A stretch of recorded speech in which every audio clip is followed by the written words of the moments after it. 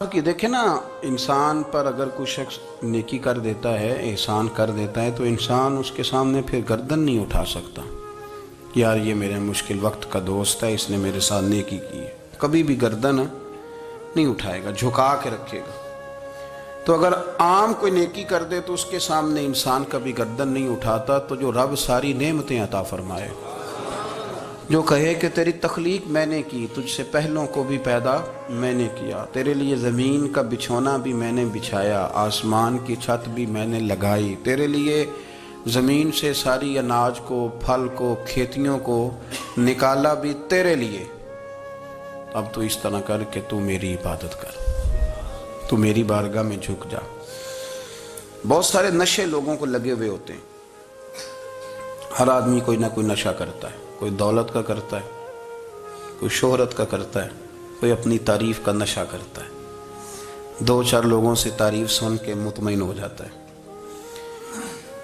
ناراض تو نہیں ہو گیا اس جملے سے؟ آپ کرتے ہیں لوگ دولت کا نشہ بھی. یہ جب نقصان ہوتا ہے تو بندے بیمار نہیں ہو جاتے؟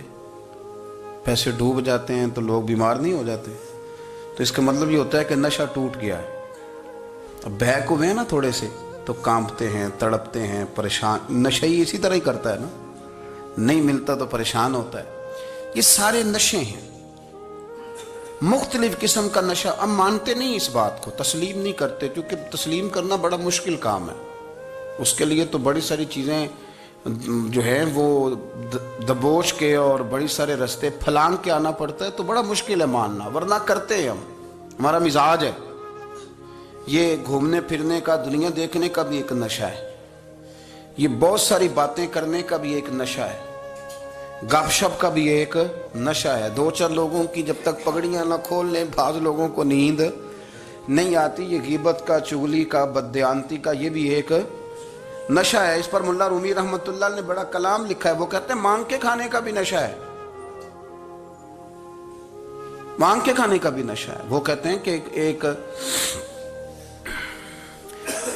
بھیک مانگنے والی خاتون تھی، تو بادشاہ کے پاس بھیک مانگنے آئی تو بادشاہ کو پسند آ گئی، اس نے شادی کر لی. اب اس کو عادت تھی بھیک مانگ کے کھانے کی. تو وہ کنیزوں سے کہا کرتی تھی کہ فٹافٹ نہ روٹی لے کے آیا کرو، میں 2-3 دفعہ مانگوں تو پھر لایا کرو. چونکہ ایک نشہ ہے نا، تو میں مانگوں 2-4 دفعہ تو پھر. تو انسان بہت سارے نشے کرتا ہے، یہ مانتا نہیں. یہ موبائل، یہ فیس بک، یہ سارے نشے ہی ہیں. اپنی فوٹو لگا لینا، سارا دن اسی کو دیکھتے رہنا. اور بڑے بڑے سیانے بندے جو وزادار ہیں، بڑے وزادار لوگ ہیں، لیکن وہ بھی سنجیدگی کے قائل نہیں، اس طرح کے نشوں کا شکار ہیں. یہ سارے نشے ہیں جو ہم نے پال لیے. ہمارے صوفیاء، ہمارے بزرگ فرماتے ہیں کہ تم اس طرح کرو، اگر سارے نشوں سے بچنا چاہتے ہو تو سجدے کا نشہ شروع کرو. سجدے کا نشہ شروع کرو. یہ نا اقبال کہتے ہیں، ہو عطار ہو، رومی ہو، رازی. آپ بات کو سمجھیں. عطار ہو، رومی ہو، رازی ہو، غزالی ہو، کچھ ہاتھ نہیں آتا بے آہ سحر گاہی. کہتے ہیں بہت بڑا صوفی ہو جیسے فرید الدین عطار تھے، بہت بڑا تصوف کا امام ہو جیسے امام غزالی تھے، بہت بڑا تفسیر کا استاد ہو جیسے امام رازی ہو. عطار ہو، رومی ہو، رازی ہو، غزالی ہو، پر کچھ ہاتھ نہیں آتا بے آہ سحر گاہی. اگر سویرے اٹھ کے روتا نہیں نا اللہ کی بارگاہ میں، اگر تہجد نہیں نہ پڑھتا، تو کچھ ہاتھ نہیں آتا بے آہ سحر گاہی. پھر اس کو کوئی چیز نصیب. میری بات کی سمجھ آ رہی ہے آپ حضرات؟ جب تک آپ سویرے نہیں اٹھتے، آپ اللہ اللہ نہیں کرتے، آپ کو نوافل کا چسکا نہیں، عبادت کا مزہ نہیں. فرمایا میری عبادت کرو، یہ شوق پیدا کرو، میں نے تمہیں پیدا کیا ہے. ہم لوگوں کے نشے، مختلف نشے، بڑا عجیب رنگ ہے. محفل کی صدارت کرنے والے بڑے پیر صاحب، بڑے القابات و خو، بیچ میں سے بندہ تلاش کرنے سے بھی نہیں مل رہا، اتنے بڑے لقب ہیں اس کے. لیکن وہ سج سنور کے 2.5 گھنٹے بیٹھا رہا محفل میں، اور نماز کا وقت آیا تو اس نے مختصر سی پڑھی، وہ نکل گیا. وہ ہلکے سے سجدے کیے. او اتنا بڑا عشق رسول، نعت خواں، او ہو کیا بات ہے. اور عشق رسول کا بہت بڑا پیغامبر، بہت بڑا مبلغ. وہ بیچارہ سمجھ ہی نہیں سکا کہ اللہ کے رسول نے فرمایا تو نماز پڑھ میری آنکھیں ٹھنڈی ہو جائیں گی. تو یہ نشے کے عادی تو ہیں پر حقیقت کے قائل نہیں ہیں۔ یہ بس ٹھیک ہے، خوابوں کی دنیا میں لوگ زندہ ہیں، پر جن کو یہ جو نشہ تھا نا عبادت کا، یہ میرے رسول پاک کی چاہت ہے، یہ میرے نبی کریم علیہ السلام کی۔ آپ دیکھیں نا، حضور مہینوں جا کے غار حرا میں بیٹھتے، کیا وہاں تبلیغ کرتے تھے؟ کوئی کتاب لکھتے تھے؟ رسول کریم علیہ السلام مہینہ رہتے غار حرا میں، کوئی نہ مجھے دیکھے، کوئی نہ مجھے ملے۔ حضور یہاں کیا ہے؟ فرمایا میں اپنے رب کی عبادت کروں گا۔ نبی کریم علیہ السلام نے سجدوں کے ساتھ پتھروں اور پہاڑوں کو آباد کر دیا، سجدوں کے ساتھ۔ آپ کا سجدہ آپ کو بہت ساری چیزوں سے چھڑا لیتا ہے، یہ بہت ساری جگہوں سے جھکنے سے بچا لیتا ہے۔ صوفیاء اولیاء یہ کیا کرتے تھے؟ یہ سجدے کا ذوق ہی تو پیدا کرتے تھے۔ سجدے کا ذوق شاہ عبدالعزیز دباغ رحمۃ اللہ تعالی علیہ اپنے مریدوں سے فرمایا کرتے تھے کہ اگر تم پکے نمازی بن جاؤ نا، تہجد گزار ہو جاؤ، تو میرے پاس آنا جانا چھوڑ دینا۔ عرض کی حضور کیوں؟ فرمایا میں تمہارے اور رب رسول کے راستے میں رکاوٹ نہیں بننا چاہتا، اور میرا مقصود ہے تمہیں وہاں تک پہنچانا۔ جب پہنچ گئے تو پھر میری ضرورت ختم ہو گئی۔ ہاں کبھی وسوس آئے، شک پیدا ہو، تکلیف ہو تو آنا، ورنہ میں نہیں چاہتا کہ میں رکاوٹ بنا رہوں۔ تم اللہ اللہ کرو، اس مالک کو راضی کرو۔ میرے رسول پاک علیہ وسلم نے فرمایا بندہ اللہ کے سب سے قریب اس وقت ہوتا ہے جب وہ سجدے کی حالت میں ہوتا ہے۔ کس کے قریب ہوتا ہے؟ اللہ کے سب سے قریب ہوتا ہے۔ وہ بڑا نیڑے ہے رب کے، بڑا قریب ہے، اس لیے کہ وہ حالت سجدہ میں۔ وہ جب سجدے کرتا ہے نا، اس کی بارگاہ میں جب جھک جاتا ہے، آپ ذرا سجدے کی کیفیت دیکھیں نا، زبان بھی یہاں ہے، آنکھ بھی یہاں ہے، کان بھی، عقل بھی ساری، اس نے سارا کچھ رکھ دیا سجدے میں۔ آپ وہ کبھی پیچھے جائیں تو دیہاتوں میں کہا جاتا تھا ناک سے نکیریں نکالو، بہت بڑی سزا ہوتی تھی نا، ناک سے نکیریں نکالو، بڑی سزا ہوتی تھی۔ تو اس نے کہا مالک مجھے کسی نے کہا نہیں، پر دیکھنا میں نے رکھ دی ساری عقل سجدے میں، اور رکھ کے کہا کیا؟ سبحان ربی یا اللہ میں پست ہوں تو اعلیٰ ہے، اللہ تو میرا رب ہے اور تو سب سے اعلیٰ۔ اتنا، اور فرمایا جب یہ اس کیفیت میں ہوتا ہے تو پھر یہ اپنے رب کے قریب ہوتا ہے۔ کثرت عبادت، نوافل۔ ہمارے ہاں عمرے کی قرآن اندازی محفلوں پہ ہونے لگ گئی ہے، حالانکہ حدیث سے ثابت نہیں۔ میں دوستوں سے کہتا ہوں جائز ہے، کرنی چاہیے، عمرے کی قرآن اندازی جائز ہے، پر کسی حدیث میں نہیں آئی کہ قرآن اندازی کرو عمرہ کرو۔ حدیث میں قرآن اندازی یہ آئی ہے کہ نبی پاک علیہ السلام نے فرمایا تمہیں پتہ چل جائے نا پہلی صف کا ثواب کتنا ہے، تم قرآن اندازی کرو۔ عمرے کی قرآن اندازی کا تو پوسٹر چھپتا ہے، تو یہ والی قرآن اندازی کب ہونی ہے؟ ہونی چاہیے کہ نہیں؟ حضور نے فرمایا تمہیں پتہ چلے کہ اس کا ثواب کتنا، تو تم قرآن اندازی کرو، تم قرآن ڈالو۔ جب آپ نماز پڑھ رہے ہوتے ہیں، جب آپ کا مصلی آباد ہوتا ہے، صلاح الدین ایوبی ایک بزرگ سے ملاقات ہو گئی، بیت المقدس پر قبضہ تھا عیسائیوں کا، تو صلاح الدین بڑے پریشان تھے۔ وہ بابا جی کہنے لگے پتر کیا ہوا؟ کہنے لگے حضور پتہ چلا ہے دشمن کے 2 بحری بیڑے اسلحہ لے کے آ رہے ہیں، مسلمان پہلے ہی کمزور ہیں، اور اب اگر 2 بحری بیڑے اور آ گئے تو حضور مسئلہ بن جائے گا۔ تو میں پریشان ہوں کہ کس طرح یہ کم مسئلے والی ہماری فوج ہے کیسے مقابلہ کرے گی۔ تو بابا جی کہنے لگے پتر اس طرح کرنا، آج رات تو بھی دعا کرنا اور میں بھی کروں گا، تو بھی دعا کرنا، آپ ناراض نہ ہونا، ہم تو پیروں والے ہیں، ہم تو پیروں کے نوکر غلام ہیں، ہمارا تو گزارا ہی نہیں، ہمیں تو ملتا ہے سارا کچھ وہاں سے۔ پر میرا سوال یہ ہے کہ تعویذ لینے جاتے ہو نفل کیوں نہیں پڑھتے؟ رات اللہ اللہ کیوں نہیں کرتے؟ یہ بھی تو ہمارے بزرگوں کا ہی طریقہ ہے، انہوں نے تو ہمیں سکھایا ہے۔ صلاح الدین ایوبی سے بزرگوں نے کہا کہ رات آج نا اللہ اللہ کرنا، تو میں تیرے لیے دعا کروں گا، تو بھی دعا کرنا۔ تو بندہ جب دکھی ہوتا ہے تو سجدہ کرتا ہے، تو پھر ہی تو مصلی بھیگ جاتا ہے، پھر ہی تو مزہ آتا ہے۔ سکھی بندہ تو کعبے جا کے نہیں روتا، دکھی تھے، تکلیف تھی، تو سر رکھا سجدے میں تو تڑپ گئے۔ اور وہ بابا جی کہتے ہیں میں مسجد آیا تو صلاح الدین چیخے مار کے رو رہا تھا، اور کہہ رہا تھا مالک میں کوئی اپنی شان کے لیے تو نہیں نہ لڑ رہا، اللہ کو میں کوئی قبضوں کے لیے تو نہیں لڑ رہا، مالک تیرے لیے لڑ رہا ہوں، مجھے بے آبرو نہ کرنا، میری مدد فرمانا۔ کہتے ہیں میں آیا تھا کہ مسجد میں دعا کروں گا، پر صلاح الدین ایوبی کو روتے دیکھا تو میں لوٹ گیا۔ تو سویرے صلاح الدین ملے تو بڑے خوش تھے۔ میں نے کہا پتر کیا ہوا؟ کہنے لگے حضور وہ بحری بیڑے دو آ رہے تھے نا اسلحہ لے کے، دونوں ڈوب گئے پانی میں ڈوب گئے۔ تو بابا جی کہنے لگے صلاح الدین وہ پانی میں نہیں ڈوبے، وہ تیرے آنسوؤں میں ڈوب گئے، وہ غرق ہو گئے، وہ جو تو نے مسلح بات کیا تو وہ تیرے آنسوؤں میں ڈوب گئے، وہ غرق ہو گئے، وہ تباہ، اتنے قیمتی تھے تیرے آنسو کے بہا لے گئے دشمن کے بحری بیڑوں کو۔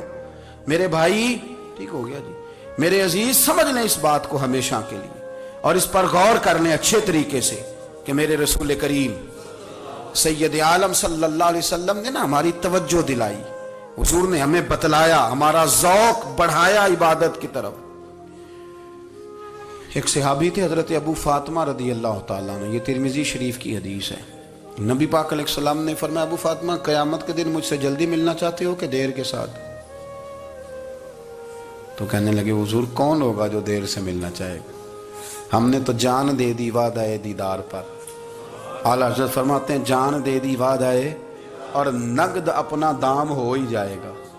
مجھے لگتا ہے کہ یہ سودا نقد و نقد ہو جانا ہے، چونکہ ہم نے جان دے دی وعدہ دیدار پر۔ آپ نے وعدہ کیا تھا کہ مریں گے تو پھر زیارت ہوگی، تو مر گئے ہم زیارت کی خاطر۔ جان دے دی وعدہ دیدار پر، تو نقد اپنا دام ہو ہی جائے گا۔ اے رضا ہر کام کا ایک وقت ہے، دل کو بھی آرام ہو ہی جائے گا۔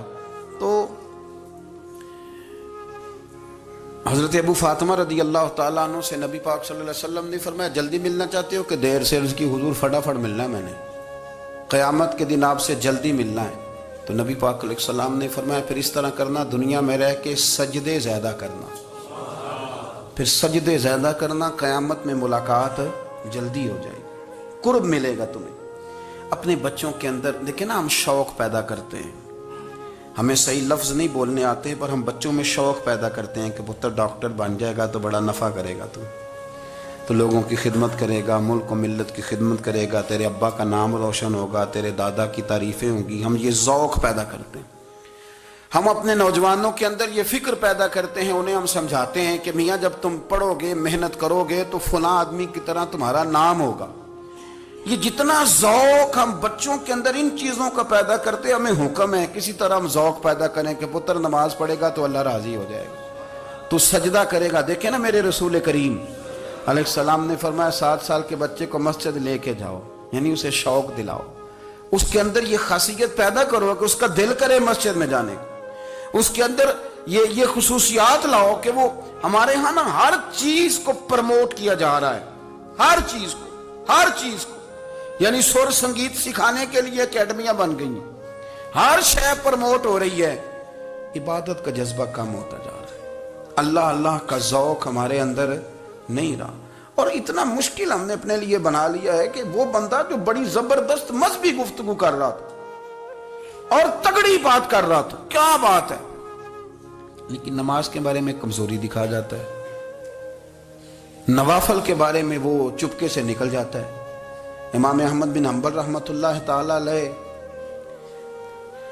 مسند امام احمد بن حنبل 14 جلدوں میں ہے مارکیٹ میں، اور مجھے تو خیر پسندی بڑی ہے، میں نے تو کئی دفعہ پڑھی ہے، اور کیا بات ہے امام احمد بن حنبل کی، کیسے تگڑے قسم کے محدث تھے، اور اللہ نے کتنا انہیں اعزاز عطا فرمایا ہوا تھا۔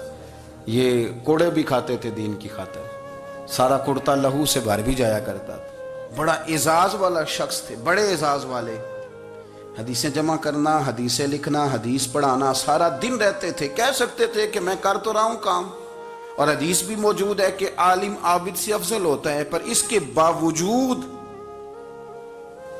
امام احمد بن حنبل رحمۃ اللہ علیہ 300 نفل فرض نمازوں کے علاوہ پڑھا کرتے تھے، 300 نوافل روز پڑھا کرتے تھے۔ ان کے بیٹے نے کہا ابا جی مکان خریدنا ہے تو کوئی جگہ کہاں کر کے لوں، بہت ساری آبادیاں، تو فرمایا پتر وہاں لینا جہاں مسجد قریب ہو۔ میرے رسول کریم سید عالم صلی اللہ علیہ وسلم اتنا پسند کرتے مسجد کو، اتنا پسند کرتے نماز کو کہ رسول کریم صلی اللہ علیہ وسلم تہجد کی نماز بھی پڑھتے، پھر حضور فجر کی نماز بھی پڑھتے، نبی پاک وتر کو الگ کر کے پڑھتے، عشاء کے ساتھ نہیں پڑھتے۔ یہ تو ہم اس لیے اجازت دی ہمارے بزرگوں نے کہ بعد میں اٹھے گا کون علیحدہ وتر پڑھنے کے لیے، عشاء کے ساتھ پڑھ لیں۔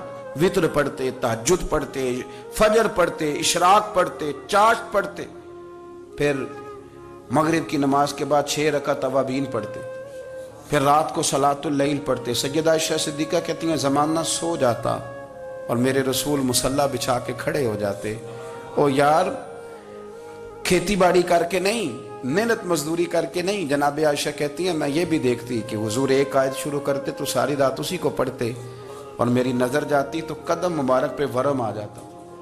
یار نماز پڑھ کے، اتنی مشقت کر کے، اتنی جد و جہد کر کے ورم آ گیا، یا رسول اللہ اتنی محنت کیوں کرتے ہو؟ فرمایا افلا اکون عبدا شکورا، کیا میں اپنے رب کا شکر گزار بندہ نہ بنوں؟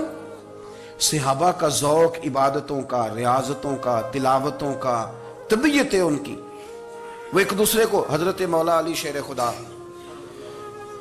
کرم اللہ تعالی وجہہ الکریم کے زمانے میں روم کے بادشاہ نے کہا یار یہ مسلمانوں کا پتہ تو کرو، یہ آخر کیوں اتنے زیادہ مجاہد ہیں؟ اس زمانے میں جاسوس بھیجنے کا مزاج تھا، اب تو جاسوس پکڑا جاتا ہے، اب تو جاسوس ہو، اور جاسوسی کا شوق ویسے آج بھی ہے۔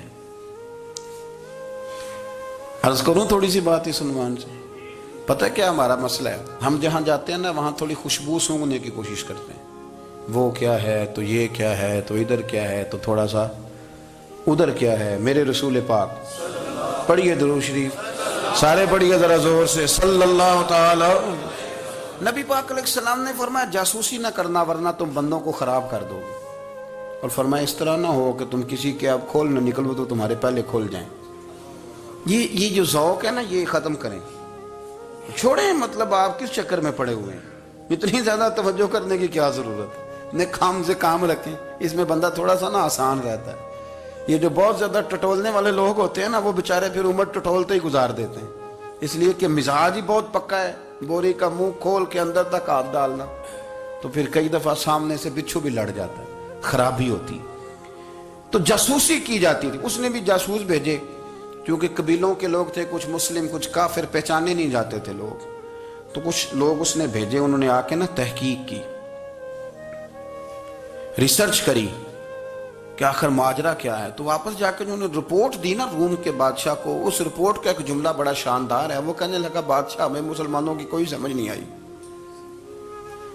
ہمیں کوئی سمجھ نہیں آئی۔ انہوں نے کہا کیوں نہیں سمجھ آئی؟ کہنے لگے یار عجیب بندے ہیں، جب رات مصلی پہ بیٹھتے ہیں تو یوں لگتا ہے ان کا دنیا سے رشتہ ہی کوئی نہیں، کوئی کسی کو نہیں جانتا، کوئی اپنے دکھ سنا کے رو رہا ہے، کوئی اپنی بات کر کے رو رہا ہے، لگتا ہے کہ ان کا کوئی رشتہ ہے ہی نہیں جب مصلی پہ بیٹھتے ہیں۔ اور فرمایا جب سویرے یہ جہاد کرنے نکلتے ہیں تو لگتا ہے ان سے زیادہ دلیر ہی کوئی نہیں، حالانکہ جو مصلوں پہ رونے دھونے کے لوگ ہوتے ہیں وہ کئی دفعہ جہاد میں کام نہیں کرتے، لیکن عجیب لوگ ہیں کہ رات کے راہب ہیں، دن کے مجاہد ہیں، کوئی سمجھ نہیں آتی۔ میرے عزیز، ان لوگوں نے مصلی آباد کر کے رکھا، تلاوتیں ان کا ذوق رہی، منظر روز پڑھنا، اسباق پڑھنا، وظائف پڑھنا، یہ ان کا ذوق رہا۔ اعلیٰ حضرت بریلوی رحمت اللہ نے 1000 کتاب لکھی ہے، لیکن الوظیفۃ الکریمہ کے نام سے جو وہ صبح و شام وظائف پڑھتے تھے وہ الگ انہوں نے ان کو بیان کیا، پابندی کے ساتھ اپنی اللہ اللہ کرتے تھے۔ شیخ شہاب الدین سہروردی رحمت اللہ علیہ، اس پر ایک بندے نے اعتراض کیا، اس نے کہا جی آپ کس قسم کے صوفی ہیں، مرید بیٹھے ہیں اور آپ وہاں نفل پڑھ رہے ہیں؟ یہ بھی بڑا مسئلہ ہوتا ہے نا، جو بندہ ملنے آتا ہے وہ اپنے ٹائم کے حساب سے آتا ہے، اور پھر اس کا یہ بھی خیال ہوتا ہے کہ پیر صاحب جو ہیں وہ چونکہ درویش ہیں تو نہ انہیں روٹی کھانی چاہیے نہ سونا چاہیے، چونکہ وہ درویش ہیں، اور ہم چونکہ درویشوں کے ماننے والے ہیں لہذا ہمارا یہ طریقہ ہونا چاہیے کہ جیسے ہم کہیں درویش ویسے ہی کر جائے، حالانکہ جس کو آپ درویش کہیں گے آپ اس کی مانیں گے، آپ منوائیں گے نہیں، ہمارا مزاج ہوتا ہے۔ شیخ شہاب الدین پر لوگوں نے اعتراض کی، حضور لوگ ملنے آئے ہیں، زیارت کرنے آئے ہیں، یہ بندے دعا کرانے آئے ہیں، اللہ اللہ کرانے آئے، اور آپ نفل پڑھ رہے ہیں، کیا جملہ ہے، کیا حسن ہے، کیا خوبصورتی ہے۔ فرمانے لگے رب رسول سے مانگنے کے لیے مصلی بچھایا ہے، اگر وہاں سے مانگوں گا نہیں تو تمہیں دوں گا کیا؟ پہلے مجھے کچھ لے تو لینے دو، اگر میرے پلے کچھ ہے ہوگی تو آگے دوں گا نا. تو میں مانگنے گیا تھا کہ یا اللہ دے, تیرے بندے لینے آئے, دے تو میں کچھ لوں گا تو آگے دوں گا نا. لیکن ہمارا یہ سٹیٹس, یہ مزاج, یہ شعور نہیں ہے. گپیں, کہانیاں, داستانیں, گفتگو, خطابت, واز, کیا بات. لیکن اگر کچھ کرنے کا کام ہو تو وہ نہیں ہم سے ہوتا. میرے نبی کریم علیہ الصلوۃ والسلام نے مصلے سے دل لگانے کا درس دیا. حضور نے توجہ دلائی. صحابہ اس ذوق کے حامل لوگ تھے.